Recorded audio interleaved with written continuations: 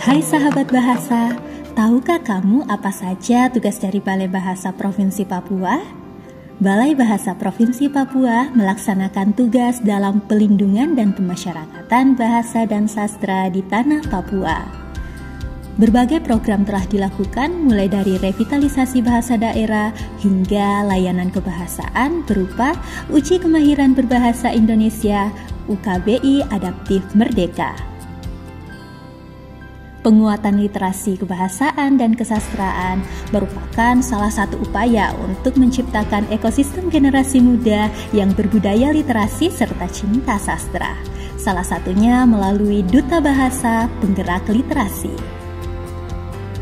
Untuk meningkatkan minat dan apresiasi masyarakat terhadap sastra, Balai Bahasa Provinsi Papua juga melaksanakan festival musikalisasi puisi.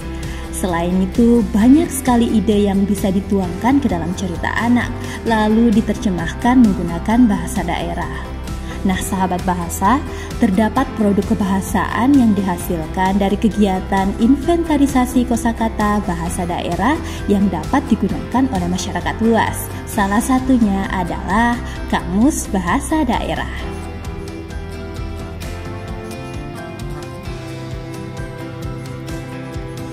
Selain itu, pembinaan lembaga dalam pengutamaan bahasa negara juga aktif dilakukan di 45 lembaga sasaran di tanah Papua.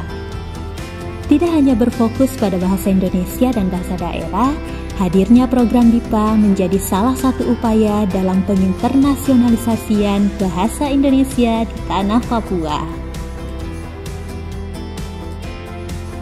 Sahabat bahasa, ada beberapa produk yang dihasilkan oleh Balai Bahasa Provinsi Papua.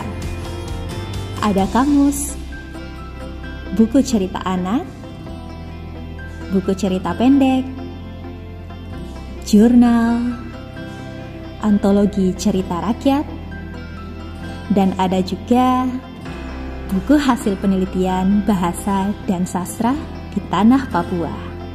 Berikut beberapa produk yang merupakan hasil kerjasama Balai Bahasa Provinsi Papua dengan pemerintah daerah di tanah Papua.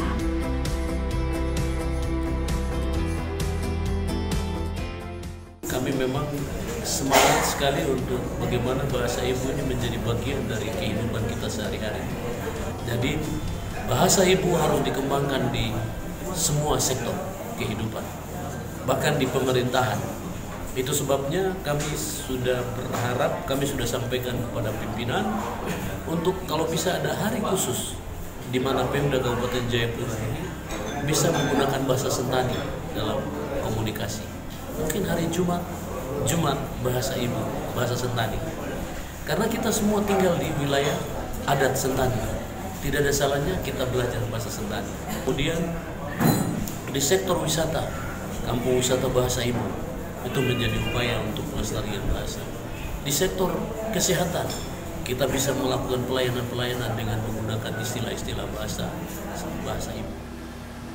Kita tahu bahwa dengan kondisi geografis Papua yang kompleks dan diversitas bahasa yang begitu tinggi, telah mengharuskan kita untuk melakukan kegiatan pengembangan, pembinaan dan pelindungan bahasa dan sastra di daerah ini perlu dilakukan dengan sistematis dan sungguh-sungguh.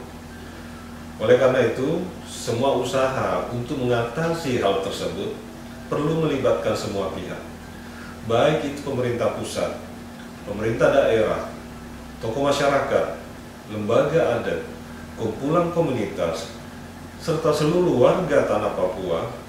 Kita harapkan berperan dalam usaha, pengembangan, pembinaan, dan pelindungan bahasa dan sastra daerah.